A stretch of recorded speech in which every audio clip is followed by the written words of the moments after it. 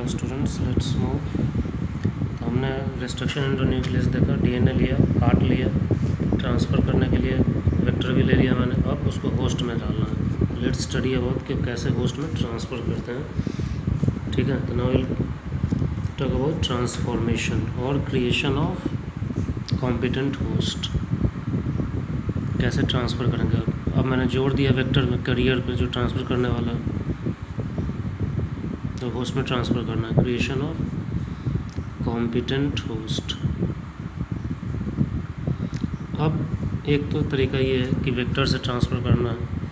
Vectorless method भी होता है, मतलब डायरेक्ट ट्रांसफ़र भी होता है। अब टेक्नोलॉजी आगे बढ़ रही है। पहला हम देख लेते हैं वेक्टर मेडिएटेड ट्रांसफ़र। अच्छा, पहले इसे देखा कॉम्पिटेंट का मतलब क्या होता है। कॉम्पिटेंट का मतलब होता है making a host eligible to receive foreign DNA. ठीक है, कॉम्पिटेंट होस्ट का मतलब होता है ना कि हमारे अंदर कॉम्पिटेंसी होनी चाहिए, बराबरी होनी चाहिए, उस लायक होना चाहिए कि हम कॉम्पीट कर सकें। तो यहाँ पर लायक का मतलब क्या है, फॉरेन डीएनए को ले सके। Competent host means making host ready to receive foreign DNA that is ready for transformation, change हो सके उसके अंदर, फॉर ट्रांसफॉर्मेशन बार बार बोल ही रहा हूँ, क्या मतलब है, चेंज हो जाना है। कैसे डिफाइन करोगे इसे, जो भी मैं बोला एक बार बता दूँ। This is the process by which a host cell takes up foreign DNA, जिसको आप ट्रांसजीन बोलते हो, gene transfer, takes of transgene from environment कुछ भी, मतलब जो भी जहाँ से भी हम ट्रांसफ़र कर रहे हैं, from environment, incorporates it into its own genome, उसमें शामिल कर लेता है, incorporates into its genome, and then expresses it. जैसे एक बैक्टीरिया, मान लो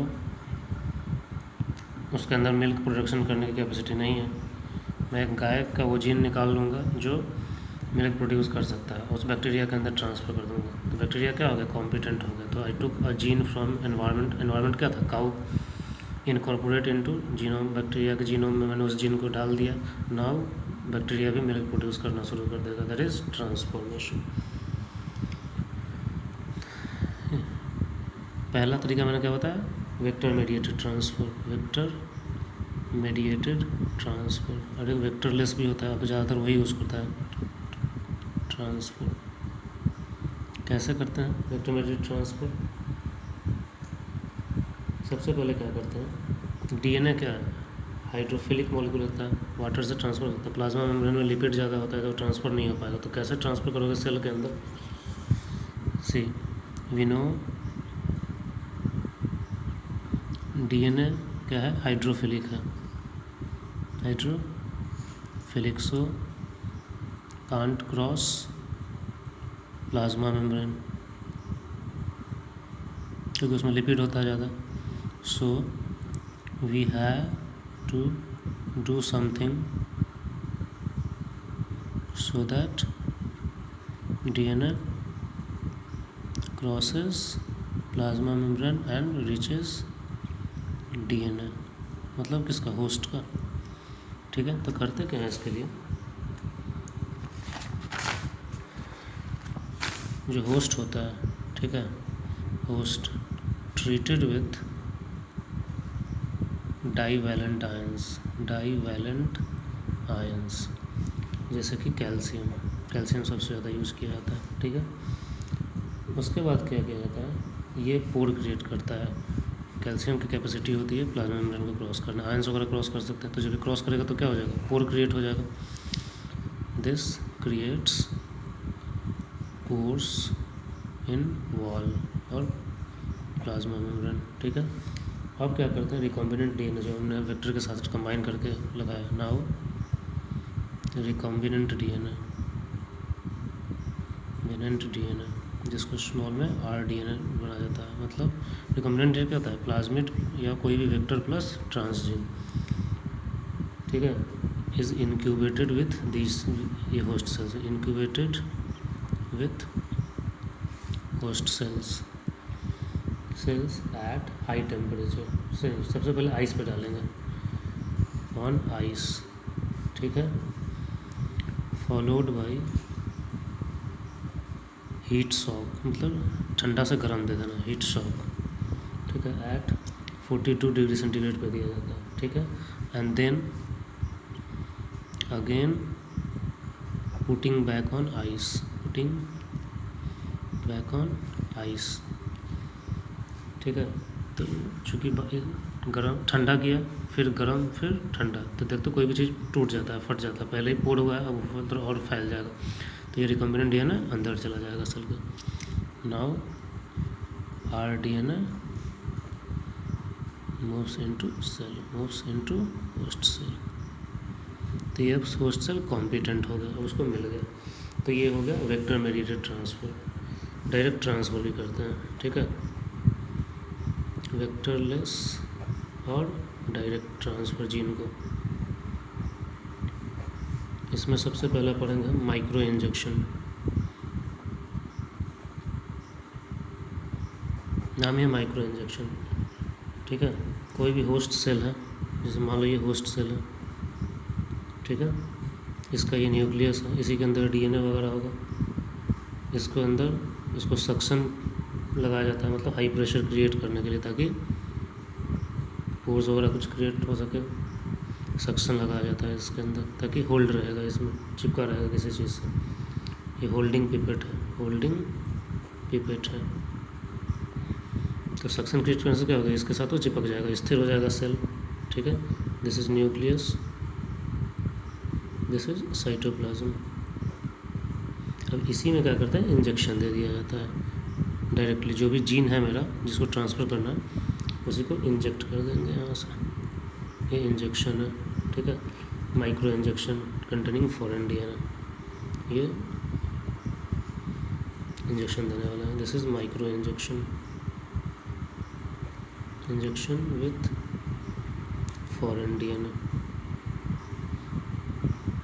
इसको सबसे पहले एलेक्स जेफरीज ने यूज़ किया था।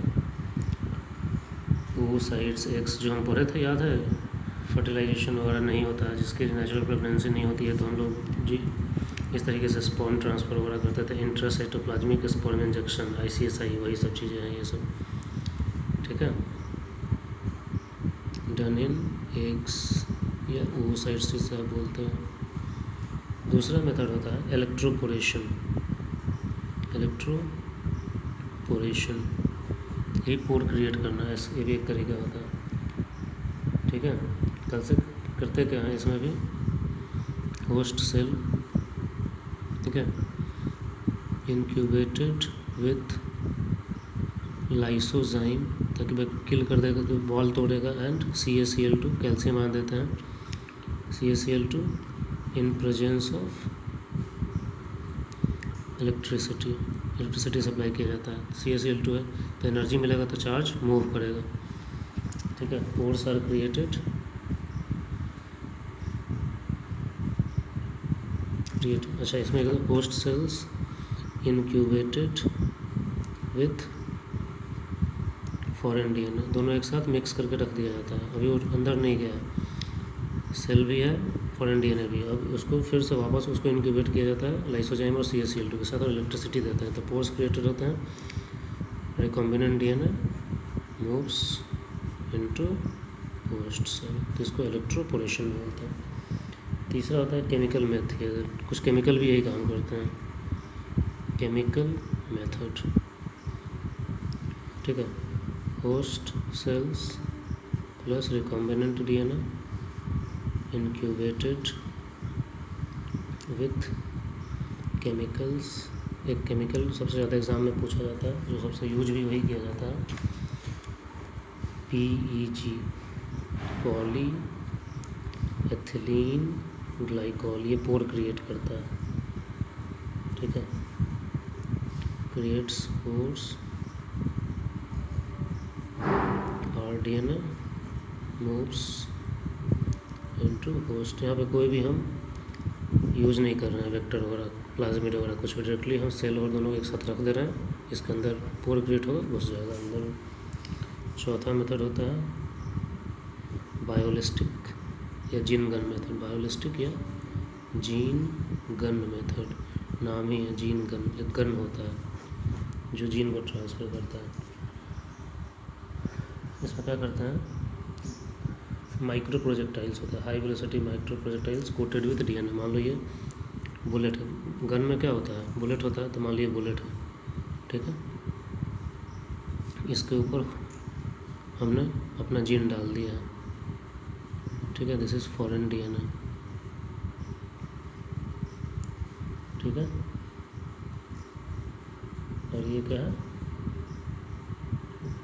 ये कोटेड होते हैं किसी टंगस्टन के पार्टिकल होते हैं, टंगस्टन या गोल्ड पार्टिकल्स, ठीक है। इसके ऊपर फॉरेन DNA होता है, तो इसको को बोलता है माइक्रो प्रोजेक्टाइल। यहाँ लिखता हूँ माइक्रो प्रोजेक्टाइल्स। माइक्रो प्रोजेक्टाइल्स मतलब gold tungsten with foreign DNA, foreign DNA जिसको RDNA आप बोलते हैं, रिकॉम्बिनेंट DNA, ठीक है। अब इसको क्या करता है, इसको बॉम्बार्ड करता है high velocity, put at high velocity, put at high velocity, इसी को बॉम्बार्ड करते हैं, गोली छोड़ते हैं ऐसे, bombarded at high velocity to host cells. Host cells पे इसको बम्बार गोली मारा जाता है, ठीक है। तो ये जीन को ट्रांसफ़र कर देता है, दिस ट्रांसफर्स। जब ये गोली जो है होस्ट सेल को, प्लांट या एनिमल सेल को अंदर जाएगा तो फॉरेन जीन भी चला जाएगा। Transfers RDNA into host cells. तो ये सब कुछ मेथड्स हैं जो यूज किया जाता है, प्लांट के लिए ज़्यादा यूज किया जाता है क्योंकि इनके अंदर सेल वॉल वगैरह होता है, थोड़े हार्ड सेल्स होते हैं, एनिमल सेल्स वगैरह में कम यूज़ करते हैं ये मेथड। तो this is all about your making competent host. So let me close this video and in the next एक बार मैं पूरा प्रोसेस समराइज़ करूँगा, process of recombinant DNA technology. वहाँ पे एक PCR भी आएगा, आज आप सुनते होंगे कोरोना के लिए RT-PCR करते हैं, क्या किया जाता है उसमें, तो इसमें बहुत कॉमनली यूज़ होता है। So let me close this.